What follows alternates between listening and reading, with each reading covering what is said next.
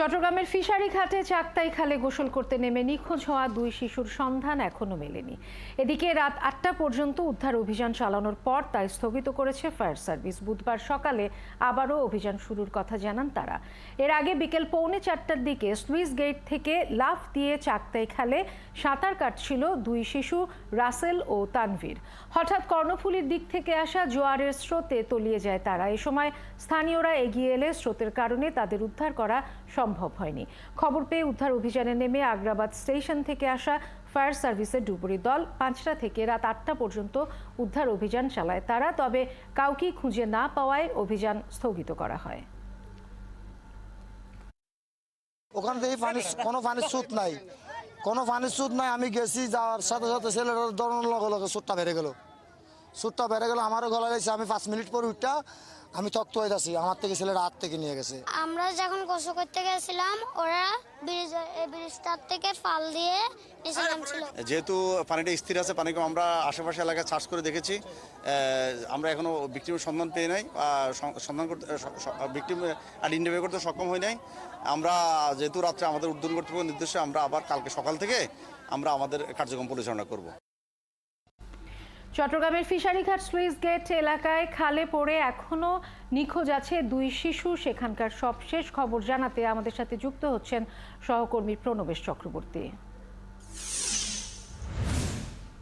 প্রণবেশ, যেমনটা জানলাম উদ্ধার অভিযান আজকের মতো শেষ হয়েছে, সেক্ষেত্রে কাল আবার কখন থেকে উদ্ধার কাজ শুরু হবে? আর ফায়ার সার্ভিসের উদ্ধার কর্মীরাই বা কি বলছে?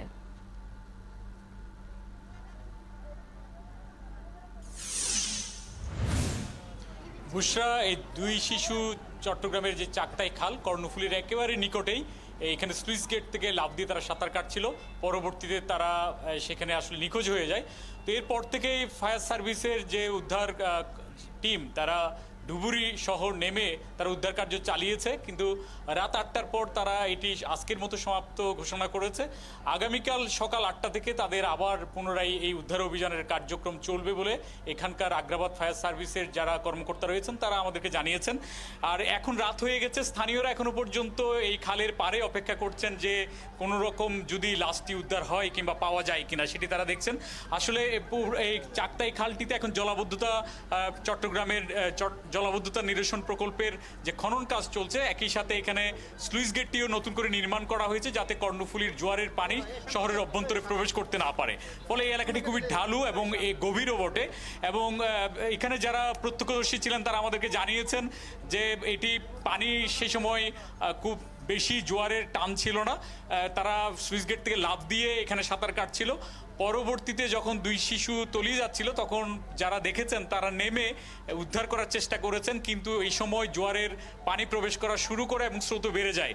একসময় তারা হাতে ধরলেও এক শিশু তলিয়ে যায়। পরবর্তী দুই শিশুর আর কোনো খোঁজ তারা পায়নি। পরবর্তীতে ফায়ার সার্ভিসে খবর দিলে এখানে ডুবুরি টিম আসে, 5 ডুবুরি এখানে উদ্ধার কাজে তারা অংশ নেয়।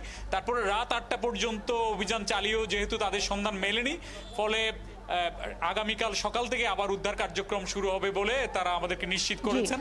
তারপর আমরা দেখতে পাচ্ছি এখনো পর্যন্ত স্থানীয়রা এখানে আছেন, তারা এখানে টর্চ মেরে এবং নৌকা নিয়ে তারা দেখছেন।